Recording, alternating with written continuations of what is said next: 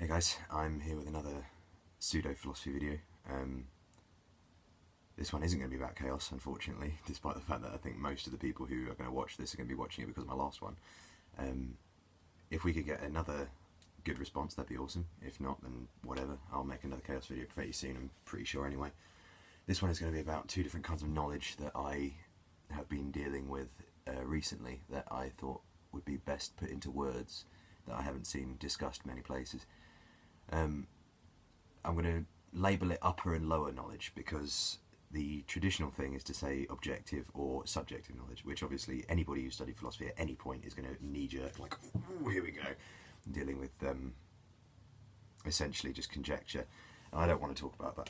What I want to talk about is the idea that you can know why somebody does something objectively and understand why they've done that morally or in the context of business, whatever you want to take the context as. But you can also have another knowledge which is subjective. So the easiest example I can give is if somebody has a mental health issue and they lose their rag and they have a go at you, objectively, objectively, upperly, highly, whatever you want to call that, stupid words, you know that they are not trying to hurt you. They are reacting to something in their brain that is making them do this stuff. So it's not them actively trying to be evil towards you. But you still have to react with that lower knowledge of, this person's having a go at me, I need to protect myself. You know, that subjective again.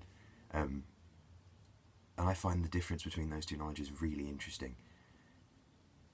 It's amazing because you can, I think that one of the marks anyway of somebody who is mature is the ability to recognise why people do things and then not react as a knee-jerk impulse, you've hit me, I'll hit you, you know, essentially caveman response.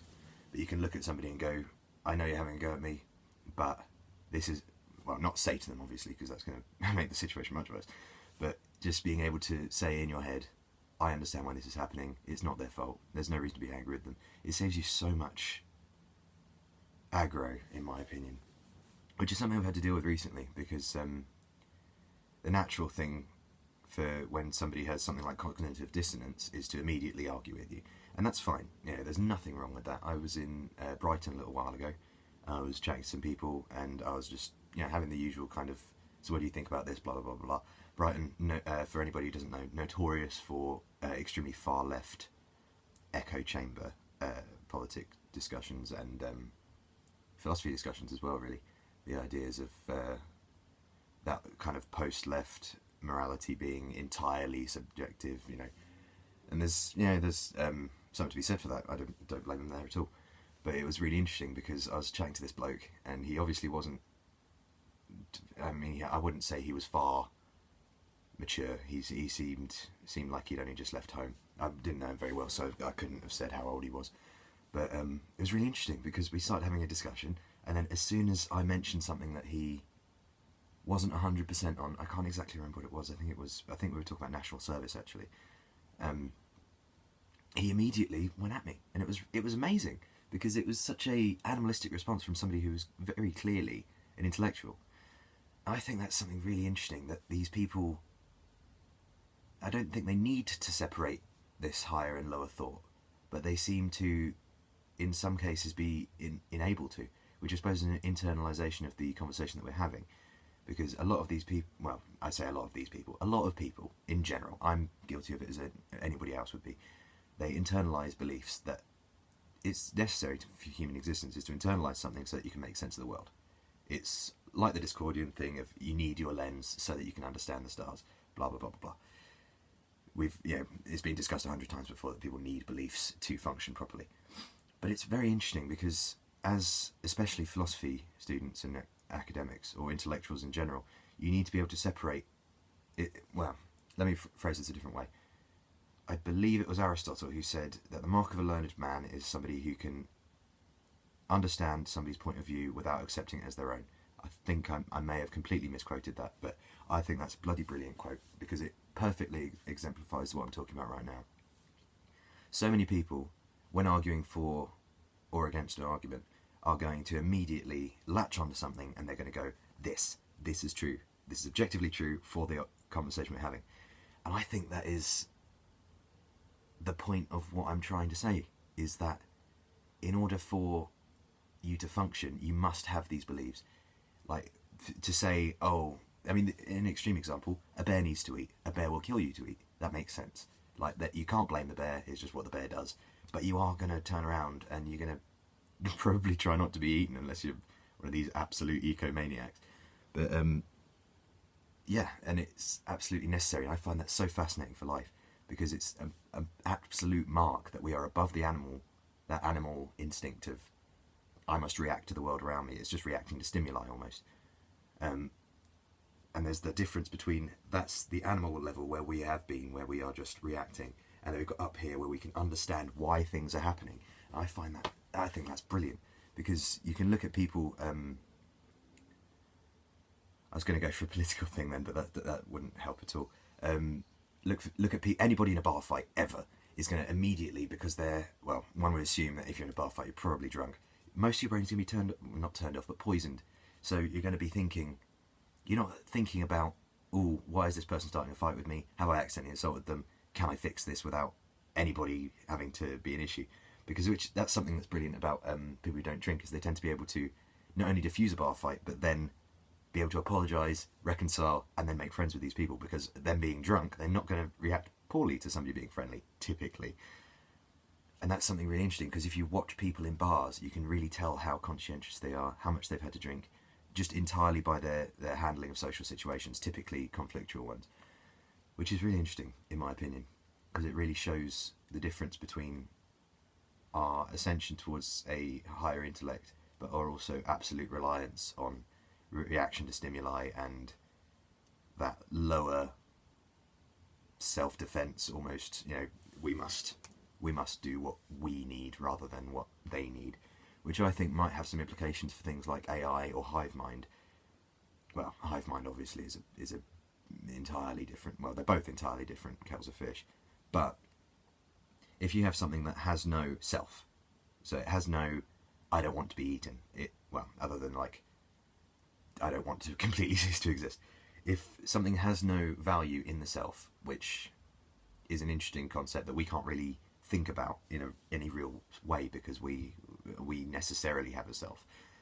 But if something didn't, then presumably the morality that they have and the way they act towards other creatures wouldn't be clouded by that personal need for whatever it is that they need. It would be objective. It would literally be removed from the situation. If you can't affect somebody at all, if a decision does not affect anybody at all, then it is presumable that that person will, that intelligence will head towards the best, most calm solution. Because the most calm solution is the one that has the least conflict, which means that they get more resources to to dedicate towards something else. Which makes a lot of sense. And it could be very interesting, because obviously there's all these fanatical people arguing for and against AI, for and against hive mind, for against what was that thing that I can't remember what his name was, but he was talking about linking brains, which obviously I'm not a neuroscientist, I don't know how that works, I'm not even going to pretend like that sounds fun to me, but that could be very interesting, because as soon as you lack a self, it's going to become something completely different. It's going to become you as a transcendent being almost. You'd be a god, but a god with corporeal need, a corporeal need. So you wouldn't be a god existing out of space and time like the Abrahamic god, but rather something that is physically, tangibly present and yet removed from corporeal need, as I keep saying. This is really interesting because you would essentially be a god. I mean, it depends on how you define God or transcendent being, spirit, however you want to call that, but something that lacks a body, which is where I was going with this, is that upper knowledge is the ability to think outside of yourself and outside of your personal need, typically. This is us talking about stuff like, we understand why people do things, we understand why we are thinking things, we go, stub our toe, we go, okay, it's alright to feel pain, it's alright to be a bit angry because we're in pain, because that's happened. That's above, it's that detachment almost, it's the dissociation, I'm not going to say that, actually, that's going to be really bad, But it's that dissociation from the body is necessary for this upper knowledge, and then absolutely necessary for this lower knowledge is being in touch with your body, because it's the reaction to stimuli such as hunger, such as somebody trying to damage you, whatever, which is really interesting because there's a clear dichotomy there. There is not. You don't recognise, when you react to stimuli, you don't recognise why you're reacting and then react anyway in that stimulatic way, because it's almost like fast and slow twitch muscle fibres. You're not going to have the same things acting at the same time because they're completely different thoughts. It's like I keep saying it's like, there's no point fucking comparing it. What it is it's the separation between absolute subjectivity and absolute objectivity. Can you be either of those completely? No. They are integrally linked, because if you want to have a conversation with somebody, you can't just be going me, because they're not interested in that, typically, unless they are some sort of strange sociopath who wants to know everything about you. They typically aren't going to be that interested in everything about you, which is how you have a conversation. You have the objective knowledge that this person wants to talk about something, and that they will know why they want to talk about something, and they'll know why you want to talk about something, and then there'll be some sort of, even if it's just social mobility, aim towards this conversation. That is higher knowledge. And the lower knowledge is when, to use the typical expression, gossipy people. If somebody is just talking for the sake of talking, for the sake of telling a story, like telling a story, obviously low intellect, but it is an integrally intellectual thing. It is still lower knowledge, isn't it? Because it's not, there is no higher purpose to it. There is no higher removal from the self. It is literally thing 1 plus thing 2 equals thing B. Isn't that amazing? And then the other person goes, that is amazing. Thing 1 plus thing 2 does equal thing B. That's really cool. And then they kind of continue in this endless vicious cycle of nonsense. But it fulfills that bodily need of social interaction. You know, we're pack animals, makes sense. The difference here, sorry, where I was going with this enormous long anecdote, which I said I wasn't going to do. The difference here is the difference between the bodily subjective, this is me, this is what I want to do, and the, I don't want to say soul because that sounds much too spiritual, but that intellect, I suppose you could call it. I'm okay with calling it intellect. That intellectual side where it is nothing but logic, nothing but understanding, like understanding the key parts of a situation and then acting accordingly. I think that's really interesting because we've always got all these people talking about the dualist, not dualist like a sword, dualist like the separation of mind and body. Typically these people are talking about souls and, you know, going off to nirvana or heaven or where have you. I'm not, obviously I'm not a big fan, I'm not like I wouldn't say I'm an atheist, but I'm not exactly spiritual. But it does definitely show a separation, doesn't it? Because it is that corporeal, corpus mundus, you know, this is the world and this is what I need to do in it. And then there is the entirely separate world of the thought, not quite platonic, but, you know, close enough, world that nobody else can understand, but it is like a world of flowcharts where we understand why everything happens. It's an abstract, is what it is. It was what I was trying to say there. And there is a clear difference there. Like, we can imagine a world entirely different, and we have to conceptualise in a world entirely different, and I think that's very important. Which is basically the end goal of where I was going with this video, is the fact that the difference between these different thoughts does not imply that we are, what have you, a soul living in an animal, like some ridiculous people say.